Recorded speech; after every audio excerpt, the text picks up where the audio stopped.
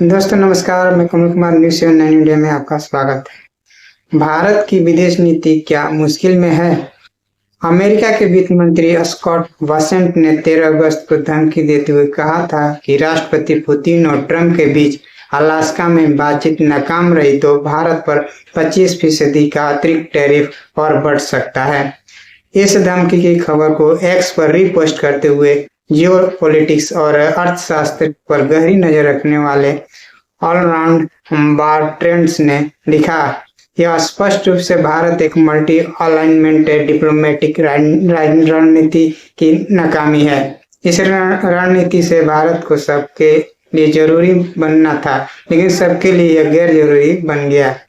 दूसरे शब्दों में कह सकते हैं कि भारत ने खुद को ऐसा बना लिया है कि जिसे लोग बिना किसी जोखिम के आसानी से चोट दे रहे हैं। चीन से पंगा लिए बिना जब ट्रंप को प्रतिबंधों के जरिए कड़ा संदेश देना होता है तो वह भारत को धमकाते हैं, क्योंकि भारत इतना बड़ा है कि थोड़ी अहमियत भी रखता है, लेकिन इतना ताकतवर नहीं है कि प्रभाव पलटवार कर सके। अर्नल्ड वाल्ट्रेस ने लिखा है कि जब आप हर किसी के दोस्त बनने की कोशिश करते हैं तो आप हर किसी के लिए प्रेशर बल बन जाते हैं, खास करके तब जब आप अपना रुख मनवाने की क्षमता नहीं रखते हैं। मल्टी अलाइनमेंट का मतलब है कि भारत सभी गुटों के साथ रहेगा। इसे नेहरू के नॉन अलाइनमेंट यानी गुट निरपेक्ष से अलग माना जाता है, लेकिन कई लोग का मानते हैं कि वह शब्द का फर्क है, क्योंकि जब आप सबके साथ होने का दावा करते हैं तो किसी के साथ नहीं होते हैं। लेकिन अर्नल्ड की भाषा 6 दिनों बाद भारत को लेकर बदलती दिखी। 19 अगस्त को पीएम मोदी ने चीनी विदेश मंत्री वांग यी से मुलाकात की तस्वीरें पोस्ट की थी। इस पोस्ट को रीपोस्ट करते हुए अर्नल्ड ने लिखा है कि भारत के बारे में आप चाहे जो कुछ भी कह सकते हैं, लेकिन मोदी में वो राजनीतिक साहस है जो यूरोप में नहीं है। आप कल्पना कीजिए कि अगर यूरोप ने यही काम रूस के साथ किया होता तो ट्रंप को इतना मौका नहीं मिलता। यूरोप को ट्रंप की मध्यस्थता की जरूरत नहीं पड़ती। मैं तो इसके बारे में बात भी नहीं कर रहा हूँ कि कैसे ट्रंप ने यूरोप के नेताओं से स्कूली बच्चों की तरह व्यवहार किया और आर्थिक नुकसान पहुंचाया। हालात यह है कि यूरोप को हर तरह से भुगतना पड़ रहा है। एक तो अमेरिका के पिछलग्गू के रूप में अपमान हो रहा है और ट्रंप इस स्थिति का आर्थिक दोहन भी कर रहे हैं। यूरोप को छंद युद्धों की कीमत भी चुकानी पड़ रही है और अपने पड़ोस से बैर भी मोल लेना पड़ रहा है। वहीं ट्रंप रूस से संबंध सुधार रहे हैं और उन्होंने लिखा कि चीन को लेकर भारतीय के मन में जिस तरह से शत्रुता का भाव है वैसा यूरोप में रूस को लेकर नहीं है। यानी भारत के लिए ये सब करना यूरोप की तुलना में राजनीतिक रूप से ज्यादा मुश्किल था। एशिया के नेता जिस तरह से राजनीतिक स्वायत्तता को लेकर प्रतिबद्ध दिख रहे हैं, वैसे प्रतिबद्धता यूरोप में नहीं है। अर्नल्ड ने इस बदलते रूप पर अंग्रेजी अखबार द हिंदू के अंतर्राष्ट्रीय संपादक स्टैनली जॉनी ने लिखा है, देश लंबी अवधि के लिए सोचते हैं और विश्लेषक छोटी अवधि के लिए।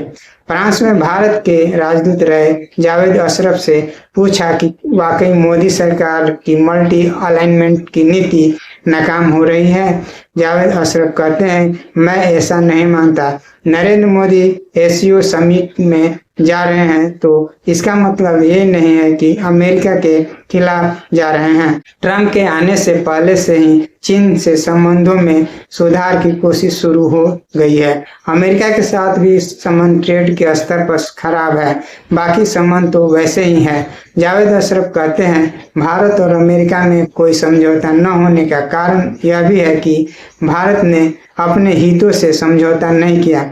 यानी भारत अमेरिका से बात रणनीति स्वायत्तता के साथ ही कर रहा है। चीन और रूस से ज्यादा शक्तिशाली हैं, इसलिए ये अमेरिका को जवाब उसी भाषा में दे रहे हैं। अगर हमारे पास भी वो ताकत होती तो हम भी जवाब देते।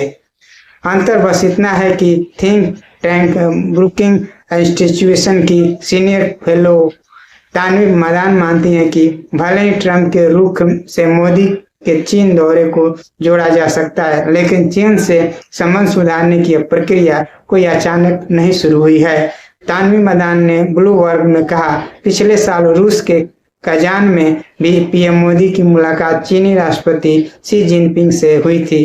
भारत चीन के साथ रिश्ते सुधारने के लिए इसलिए कोशिश कर रहा है ताकि वह अपना रणनीति और आर्थिक दायरा बढ़ा सके और सीमा पर तनाव को न बढ़ने दे। लेकिन सवाल यह है कि क्या चीन इन प्रतिबद्धताओं पर खरा उतरेगा? हमने देखा है कि बातचीत की कई कोशिश सीमा पर तनाव की वजह से अधूरी रह गई। अगर चीन भारत को कमजोर देखता है तो सीमा पर तनाव की घटनाएं और देखने को मिल सकती है। चीन के विदेश मंत्री वांग यी 18 अप्रैल और 19 अगस्त को भारत के दौरे पर थे। इसके बाद वह 21 अगस्त को पाकिस्तान पहुंचे।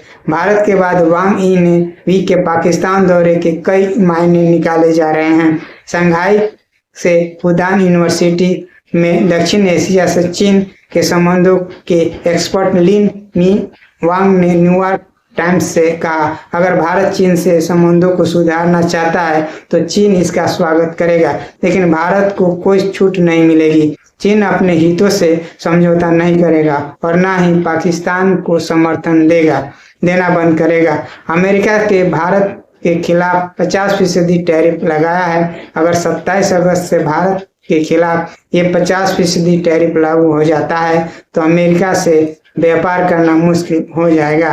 पिछले 4 सालों में अमेरिका भारत का सबसे बड़ा ट्रेड पार्टनर है। 2024-25 में भारत का अमेरिका के साथ द्विपक्षीय व्यापार 131.84 अरब डॉलर का था। अगर अमेरिका के साथ इतना बड़ा व्यापार बाधित होता है तो भारत की अर्थव्यवस्था पर असर पड़ना लाजिम है। ऐसे में भारत के ऊपर दबाव है कि वह या तो अमेरिका के साथ संबंध सुधारने या फिर नए बाजार की तलाश करें। ब्लूमबर्ग ने अपनी एक रिपोर्ट में लिखा है, भारत अगर डिप्लोमेसी के बदले अमेरिका के सामने झुकने से इनकार करना चुनता है तो उसे अपना सबसे बड़ा ट्रेड पार्टनर और दुनिया का सबसे बड़ा कंज्यूमर मार्केट खोना पड़ सकता है। चीन के साथ भाईचारा बढ़ाना या देश में आर्थिक सुधार जैसे कदम अच्छे हैं, लेकिन इससे अमेरिका की जगह की भरपाई नहीं हो पाएगी। अमेरिका दुनिया की सबसे बड़ी अर्थव्यवस्था है और चीन दूसरे पायदान पर है। भारत भी एक उभरती हुई अर्थव्यवस्था है। ऐसे में अमेरिका और चीन से खराब संबंध रखकर अपनी मुश्किलें और नहीं बढ़ाना चाहता है, लेकिन यह सच्चाई है कि दोनों देशों से संबंधों में गर्मजोशी नहीं है। ऐसा तब है जब अमेरिका और चीन दोनों ही भारत के शीर्ष के कारोबारी साझेदार हैं। चीन भारत का दूसरा सबसे बड़ा ट्रेड पार्टनर है। 2024-25 में चीन के साथ भारत का द्विपक्षीय व्यापार 127.7 अरब डॉलर का था। प्रधानमंत्री नरेंद्र मोदी 31 अगस्त से 1 सितंबर तक आयोजित एससीओ यानी शंघाई कोऑपरेशन ऑर्गेनाइजेशन समिट में शामिल होने चीन जा रहे हैं। मोदी 7 साल बाद चीन जा रहे हैं। मोदी का यह दौरा तब हो रहा है जब पूर्वी लद्दाख में अप्रैल 2020 से पहले की यथास्थिति बहाल नहीं हो पाई है। चीन ने 2020 के बाद कई बार अरुणाचल प्रदेश के कई इलाकों का मंदारिन में नामकरण किया है। चीन अरुणाचल प्रदेश को दक्षिणी तिब्बत कहता है और ये अलग बात है कि भारत वन चाइना पॉलिसी को मानता है, जिससे तिब्बत और ताइवान दोनों चीन के हिस्सा हैं। पीएम मोदी की एससीओ समिट में शामिल होने के लिए चीन जाने के फैसले को बहुत प्रत्याशित नहीं माना जा रहा है। 2023 में एससीओ की अध्यक्षता भारत के पास थी और भारत ने इस समिट को वर्चुअल आयोजित किया था। समिट को वर्चुअल आयोजित करने के फैसले का मायने यह निकाला गया कि भारत चीन के दबदबे वाले गुटों को लेकर बहुत उत्साहित नहीं है। वही 2022 में भारत में G20 समिट हुआ था और इसमें चीन के राष्ट्रपति शी जिनपिंग शामिल नहीं हुए थे। ऐसे में मोदी चीन के दौरे को अमेरिका के साथ भारत के खराब हो रहे संबंधों से जोड़ा जा रहा है। Kalinga institute of Indo Pacific study के संस्थापक प्रोफेसर चिंतामणि महापात्र ऐसा नहीं मानते हैं कि अमेरिका के ब्रेकअप होने के कारण भारत चीन को प्रेम प्रस्ताव भेज रहा है। प्रोफेसर महापात्रा कहते हैं, न तो अमेरिका से ब्रेकअप हुआ है और न ही चीन को कोई नया प्रेम प्रस्ताव भेजा जा रहा है। ट्रंप ने कुछ फैसले लिए हैं जिनका असर केवल भारत पर ही नहीं दुनिया भर में है, लेकिन भारत में हर फैसले को ट्रंप से जोड़कर नहीं देख सकते हैं। चीन से हमारा व्यापार तनाव के दिनों में भी बढ़ा है। भारत की इंडस्ट्री की निर्भरता चीन तकनीकी पर बढ़ी है। ब्लूमबर्ग के अनुसार भारत ने 2024 में चीन ने 48 अरब डॉलर की कीमत के इलेक्ट्रॉनिक्स और इलेक्ट्रिकल उपकरण आयात किए थे। भारत के टेलीकॉम नेटवर्क, स्मार्टफोन और अन्य इलेक्ट्रॉनिक्स उपकरणों में चीन तकनीक की जरूरत है। इसके अलावा फार्मास्यूटिकल इंडस्ट्रीज भी कच्चा माल चीन से ही आयात कराती है। भारत रेयर अर्थ में मामले में चीन पर निर्भर है। इसके बिना भारत इलेक्ट्रिक गाड़ियां, अक्षय ऊर्जा के साथ कंज्यूमर इलेक्ट्रॉनिक्स सेक्टर्स का लक्ष्य हासिल नहीं कर सकता है। हाल ही में चीन के इलाकों इसके आयात को सीमित किया। भारत की कई इंडस्ट्री बुरी तरह से प्रभावित हुई थी, खासकर ऑटो सेक्टर पर ज्यादा असर पड़ा। दूसरी तरफ चीन को भी भारत की जरूरत है। भारत एक बड़ा बाजार है और चीन को अपना सामान खपाने के लिए पर्याप्त संभावनाएं हैं। दोस्तों बस इतना ही, फिर अगले वीडियो के साथ हाजिर होंगे। नमस्कार।